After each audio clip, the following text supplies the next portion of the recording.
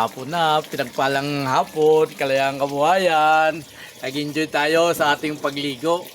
Nakatatapos lang natin magpakain sa ating mga alagang manok. Ito, tuloy pa rin hanggat libre ang ating pagliligo at walang bayad sa tubig. At ito tuloy-tuloy naman, wala naman tayong naabala, wala naman tayong naantay, kundi ang ginagawa natin, mag-enjoy sa sarili natin habang walang biyahe.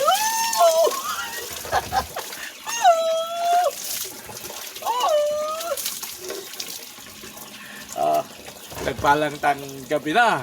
Gabi na po tayo ng gabi sa ating pagligo.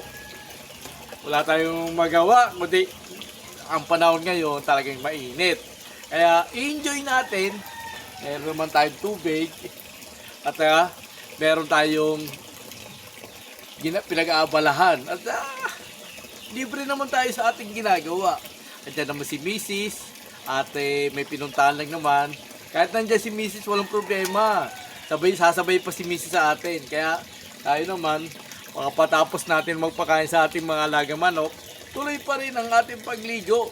Dahil libreng-libre tayo ngayon. Araw ng Martes, Mayo. Kaya wala tayong gagawin kundi maligo at mag-enjoy.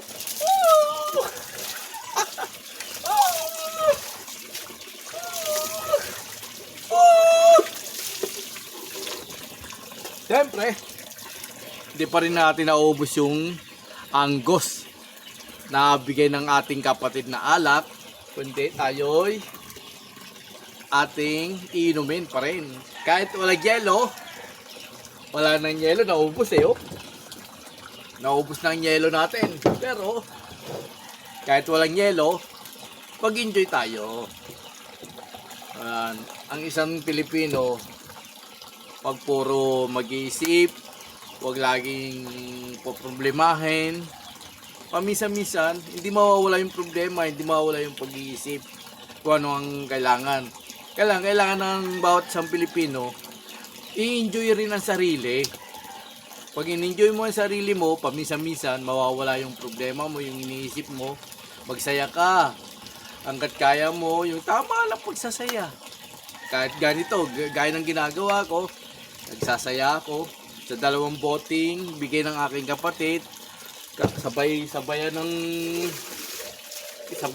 ng paliligo. Mag-enjoy ka. Sabay, inom ka ng anggos. Yan, anggos. Sasabayan mo ng anggos, inom ka ng anggos.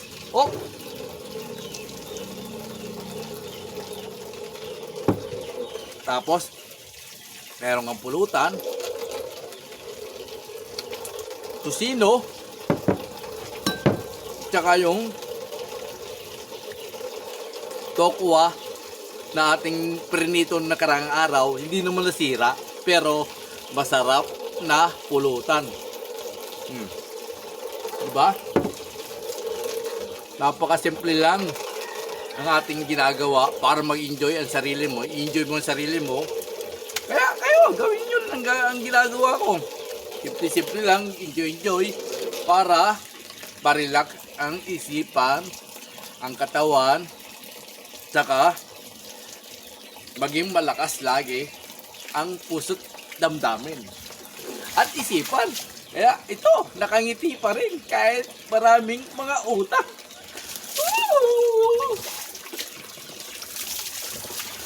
Kahit marami kang utang, paminsan-minsan, enjoy mo ang sarili mo. Huwag mo laging isipin yung utang mo. Alam mo may utang ka, pero hindi mawawala sa isang tao yung utang. Mag-enjoy ka. At darating naman ang panahon, at darating ang araw, mababayar mo na yung paunti-unti. Hindi mo mabibigla, pero paunti-unti, mababayaran mo. Kaya, ngayon pa lang, habang naliligo ako, nag-iisip pa rin ako siyempre kung paano ko mababayaran, paano ko ma-resolve ang ating mga kunting yung mga utang natin, ang mga ating pangangailangan sa araw-araw sa bahay, mga pangangailangan sa lahat ng oras, sa araw-araw, pagkain, kung ano. Kaya, Pag-enjoy lang. Hanggat libre. Pero, ang huwag nyong aalisin sa sarili nyo, sa isip nyo, sa puso't damdamin, ang Panginoong Hesus. Yan ang importante sa lahat. Ang Panginoong Hesus. Ang mahal na Ama, mahal na Ina, laging sa lolo. Yan ang huwag nyong alisin sa isipan nyo, sa puso't damdamin. Dahil walang imposible sa kanila. Kaya ka nakakapagsaya, nakakapag-enjoy ka, dahil nandyan sila. Dahil kung wala sila, hindi ka makakapag-enjoy. Kaya go, let's go tayo sa pag-enjoy dahil nandyan lagi sila. Thank you, Lord.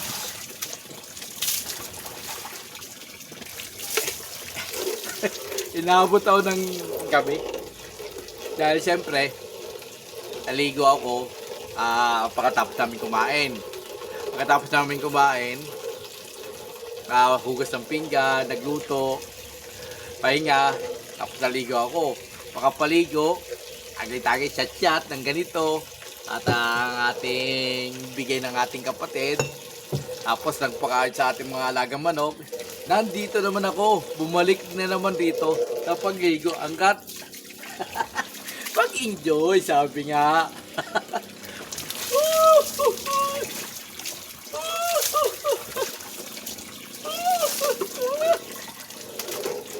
Please follow and share to my YouTube channel, Kalayaan Kabuhayan. Paki-share po, paki-like, subscribe. Go, let's go! Oh! Parang nag-hindi. Grabe ka naman. Ang pagkain ako sa manok, andyan si Mrs. Tinanong ko, hindi pa raw ako. Sabi ko, hindi pa. Dahil nagpakain ako ng manok. Tapos, ang sarap maligo, mainit. Tapos, siyempre, may konting alak. Enjoy yourself.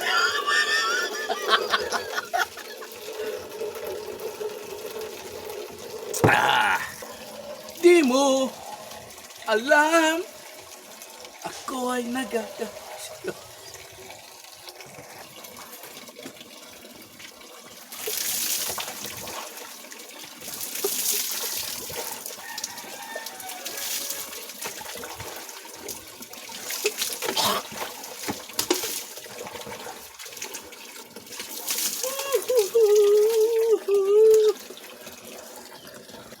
Siyempre, hindi mawawala sa atin yung tuwalya. Pag giniginawa na,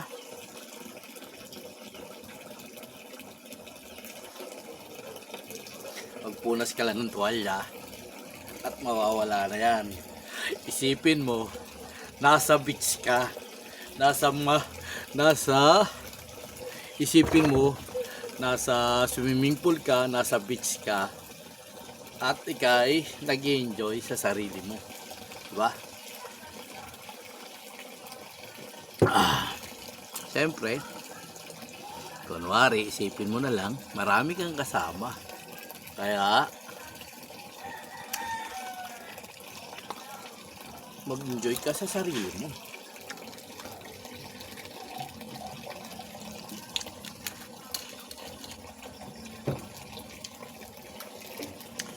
Pag wala ka palang pera, o wala kang konti lang pera mo, o may konti lang budget mo, kaya mo enjoy yung sarili mo. Hindi naman yung makasarili ka, hindi yung sabi mo makasarili ka o ano, pero sa isang bagay na mga ganitong gawain, pwede mo enjoy sarili mo. Diba? Masaya ka, nandiyan si misis mo, nandiyan yung apo mo, mag-enjoy ka sa sarili mo, nasa loob ka, nandito ka sa bahay mo, oh, tapos patagay-tagay ka dahil sa anggos na binigay sa'yo ng kapatid mo, makapag-relax ka pa. Oh, wala kang masasagasaan na tao, wala kang mababangga na tao, o mayayabangan sila sa ginagawa mo dahil ikaw lang mag-isa rito. Ibig sabihin, nag-enjoy ka sa sarili mo dahil maging masaya ka sa ginagawa mo.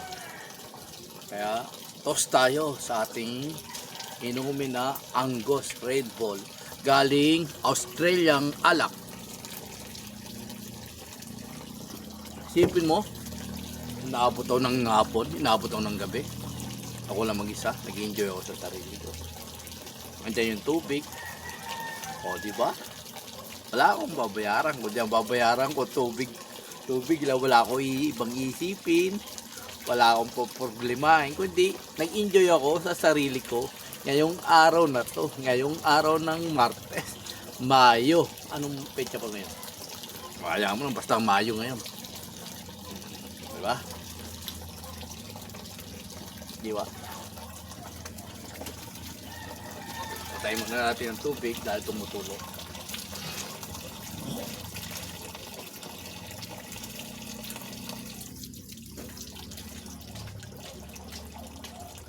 Enjoy yourself. Ha? Enjoy lang tayo.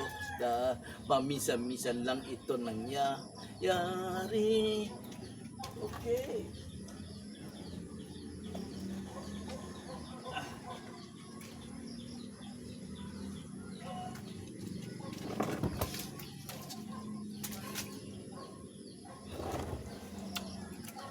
Ito, yung isang bote wala na laman. Pero, ilagyan natin ng bulaklak para may design. Ayan o. Yung Angus na double, wala na laman. Pero, nilagyan natin ng bulaklak para maganda tingnan. Okay? Tuloy lang tayo. Konti na lang naman to. Maya ubos na to. Oh, mahangin-hangin na rin dito. Medyo mahangin na rin yung dating ng ating panahon. Mahangin-hangin. Tingnan mo yung nakikita nyo yung yung halaman, yung parmela ba yan? Yan. Oo, nagwawagayway siya. Oh. Pero pumapalo yung dahon. Oh.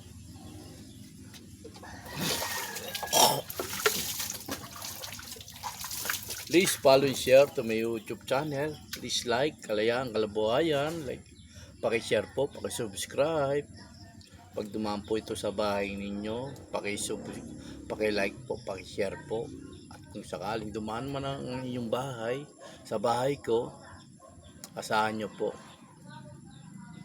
At ako naman ang magbibigay sa inyo ng tamang like at share.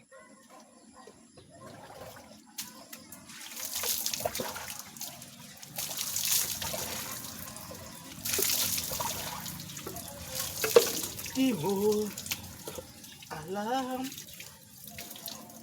Hindi pa ako nagsasabon ng ating sabon. Pero yung sabon natin nandito na. Nakahanda na po. Kaya po yung ating cream silk. Tapos siyempre, bago tayo mag-shampoo, andyan yung Safeguard kulay pink. Tapos, kanina, nag-shampoo na ako ng Palmolive. Kaya ang buhok natin ay na-shampooan na. Pero wala pang conditioner na ginamit. At hindi pa nakapagsabon. Pero nakapag-shampoo na tayo ng Palmolive.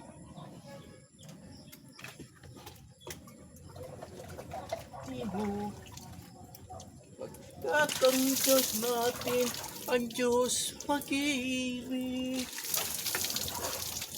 Huwag mahalang tayo magtulungan.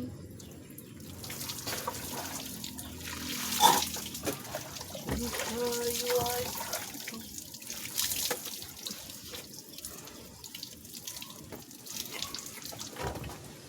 diba? Yung ating lamesa, nabili natin to. Ayan, ngayon napapakinabangan natin. yung paa ng lamesa, napa-welding natin, napapakinabangan natin. Ayan. Kaya, konting tiyaga. Sabi nga nila, pag may tiyaga ka, may nilaga. Kaya, pero, lagi mong isipin, yung taas, ang Panginoon Jesus. Yan lagi ang iisipin mo. Huwag kang mawawala ng pag-asa. At lagi kang magdadasal. At lagi kang tatawid sa Kanya. Dahil walang imposible sa Kanya.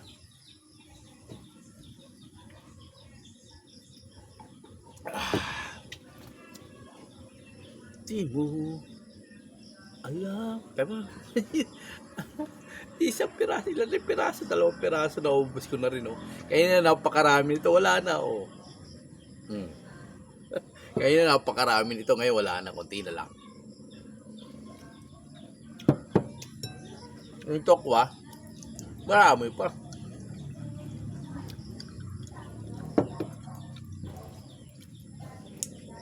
Dahil wala na tayong ngipin, sa gilagid na tayo minsan nakakagat, medyo masakit na rin minsan.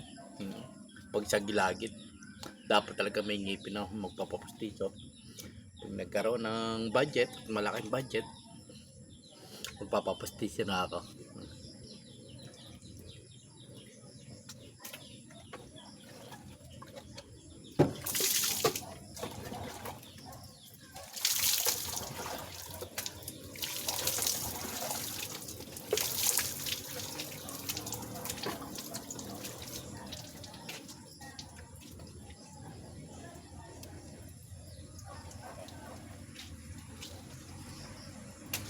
Bulaklak, kay gandang bulaklak. Diba mo, ang ganda ng bulaklak, no? Rosas na kulay pula. Ano? Napakaganda. Tingnan mo naman yun. Oh. Pinitas ko, pero napakaganda. Oh.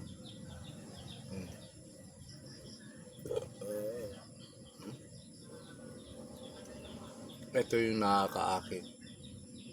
Pagmasdan nyo maigi. Maganda ang tingnan ang bulaklak. Gawa rin ng Diyos to. Yan o. Kompleto ang biyaya at ang ginagawa ng Panginoon Hesus Kristo. Lalagay natin dito. Ayan, may bulaklak na to. Dadugtungan natin.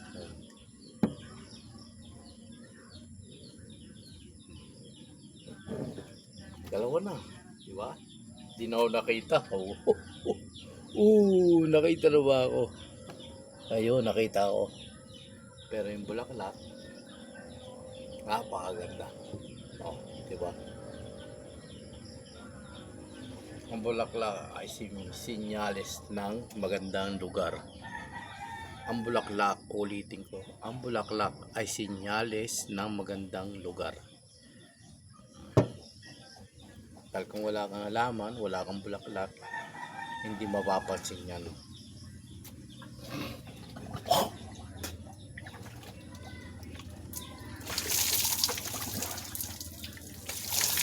Please follow and share sa my YouTube channel, Kalayang Kabuhayan. Go, let's go! Pinagpalang gabi, Kalayang Kabuhayan. Inabot tayo ng gabi. Go!